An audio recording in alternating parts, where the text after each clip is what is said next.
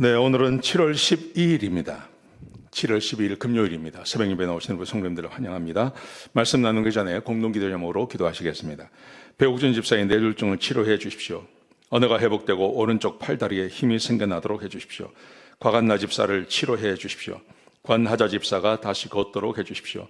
이승학 성도의 뇌종양 치료가 잘 되게 해 주십시오.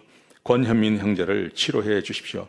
김에브라임 형제가 신장 이식을 속히 받도록 해 주십시오. 김시희 집사가 걷도록 해 주십시오. 김수인 집사가 재발하지 않고 치유되게 해 주십시오. 옵시오 선교사의 건강을 회복시켜 주십시오. 8월 치유와 회복 집회에 하나님의 능력이 나타나게 해 주십시오. 예수님의 이름으로 기도합니다. 아멘. 아멘. 오늘 본문의 말씀은 열왕기하 10장 1절에서 11절까지 말씀입니다. 하나님의 뜻은 숫자도 이기지 못한다. 숫자가 많아도 이기지 못한다 하는 말씀을 같이 나누시겠습니다. 오늘 말씀해 보시면 아합의 70명의 아들이 죽임당하는 이야기가 나옵니다. 지난 수요일 날은 요람이 죽었죠. 아합의 아들 왕이, 이스라엘 왕이 죽임당하는 이야기가 있고요. 그 다음에 어제 말씀에서는 이세벨이 죽임을 당했습니다. 그런데 오늘은 아합의 70명의 아들이 죽임당하는 이야기가 오늘 본문 가운데 기록되어져 있습니다. 아합이 아들이 70명이 넘었습니다. 아합이 죽은 지가 한참 됐고, 그러니 이 아합의 아들만 70명이지 그 자녀들과 부인과 하면 얼마나 많은 숫자이겠습니까? 자, 그런데 오늘 본문에 보시면 예후가 사마리아에 편지를 보냅니다. 왜냐하면 사마리아에 이 70명의 아들들이 살고 있었기 때문에 그렇습니다. 편지를 보내서 이렇게 말을 합니다. 거기 70명의 아들을 보호하고 있는 신하들이 있었어요. 그들에게 이야기를 합니다. 이렇게 말을 합니다. 너희 가운데 그 아들들 가운데 가장 뛰어나고 가장 좋은 사람을 왕 삼으라 하고 편지를 보냈습니다. 그랬더니 신하들이 그 편지를 받고 의심을 하는 거예요. 아니 예후가 유다 왕도 죽이고 그리고 자기의 왕 요람도 죽였는데 아하시아와 요람 두 명의 왕을 이겼는데 아합의 아들들 가운데 왕을 삼는다고? 이것은 분명히 우리를 테스트하는 거다. 이렇게 생각을 한 겁니다. 그래서 이 신하들이 예후에게 편지를 보냅니다. 뭐라고 보내냐면 우리는 당신의 종입니다. 어떤 사람도 우리가 왕으로 세우지 않을 겁니다. 당신이 좋은 대로 행하십시오. 당신이 원하는 대로 무엇이든지 해드리겠습니다. 그렇게 말을 했습니다. 그러자 예후가 다시 편지를 보냅니다. 이렇게 말합니다. 너의 주인의 아들들 내일 이맘때까지 너희 주인의 아들들의 목을 잘라서 가지고 와라 명령을 내렸습니다. 그랬더니 신하들이 진짜 아합의 70명의 아들의 머리를 잘라서 그 머리를 예후에게 보내는 이야기가 본문 가운데 기록되어져 있어요. 예후는 한 명입니다. 예후는 아직 왕이 되지도 않았습니다. 예후가 많은 사람들을 부하로 삼은 것도 아닙니다. 그런데 숫자가 훨씬 많은 것이 바로 이 아합의 집안입니다. 아합의 아들만 70명이에요. 그리고 아합의 요람이라고 하는 아들이 왕이에요. 아합의 부인이 아직 살아 있었어요. 이세벨이 살아 있었어요. 그런데 아직 왕도 되기 전에, 왕이 되기도 전에 예후가 이 모든 사람들, 이 아합의 모든 사람들을 다 죽이는 거예요. 사람의 숫자가 많다고 해서 그것이 하나님의 뜻을 꺾을 수 있는 것은 아닙니다.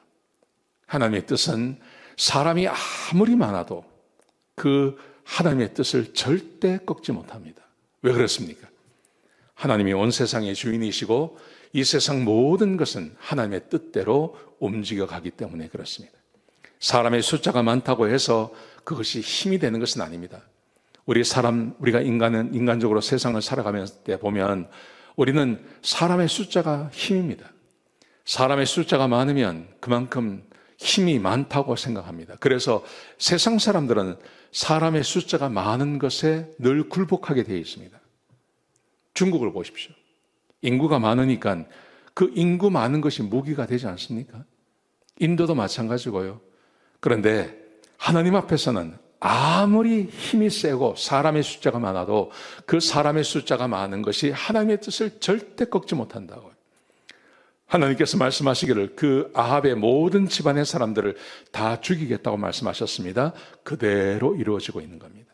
자, 그래서 오늘 본문 8절과 9절 말씀해 보시면 70명의 아들들을 머리를 잘라서 가져왔을 때 예후가 그 다음날 일어나서 이렇게 말을 합니다. 이렇게 말을 합니다. 그러므로 너희는 알라. 10절입니다. 그러므로 너희는 알라. 하나님께서 아합의 집에 대하여 말씀하신 것을 하나도 땅에 떨어지지 않았다. 하나님께서 아합의 집에 말씀하신 것, 아합도 죽게 될 것이고 그의 부인도 죽게 될 것이고 그의 아들 요람도 죽게 될 것이고 그리고 그의 자식들 전체가 다 죽게 될 거라고 말씀하셨는데 그게 하나도 땅에 떨어지지 아니고 그대로 되었다고 이야기하십니다. 사람의 숫자가 하나님의 뜻을 절대 이기지 못합니다. 여러분, 그러므로 우리가 세상을 살아가면서 많은 사람들이 가는 길, 많은 사람들이 선택하는 것이 하나님의 뜻보다 더 좋아 보여도 그 길을 가서는 안 되는 겁니다. 아무리 많은 사람이 그 길을 간다 하더라도 나는 하나님의 뜻에 순종해야 됩니다. 이 세상 사람 전체가 다 70억이 전체가 다 선택하는 것이 있다 하더라도 그것이 하나님의 말씀에 어긋나면 우리는 그 길을 가서는 안 됩니다. 하나님의 말씀에 순종하며 살아가야 합니다. 사람의 숫자가 절대 하나님의 뜻을 꺾지 못하기 때문에 그렇습니다. 아무리 많은 숫자의 사람들이 그 길을 다 간다 하더라도 우리는 그 길을 선택하면 안 되고 하나님의 말씀을 선택해야 하는 것입니다. 그것이 그리스도인의 기본적인 삶의 모습인 것입니다. 여러분, 그러므로 홀로 가는 것, 하나님의 뜻을 따라 홀로 가는 것, 이거 외로워하지 마십시오. 우리 하나님께서 우리와 함께 동행해 주십니다. 수십억의 인구보다 하나님이 나와 함께 동행하는 것이 훨씬 우리에게 복된 것입니다. 주의 말씀을 따라서 살아가시는 하루가 되시기를 주의 이름으로 축복합니다. 기도하시겠습니다. 아버지 하나님, 귀한 말씀 주셔서 감사합니다.